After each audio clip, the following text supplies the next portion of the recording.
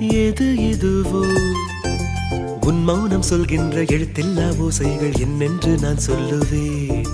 இது அதுவோ இது அதுவோ சொல்லாத சொல்லுக்கு இல்லாத வார்த்தைக்கு ஏதேது அர்த்தங்களே.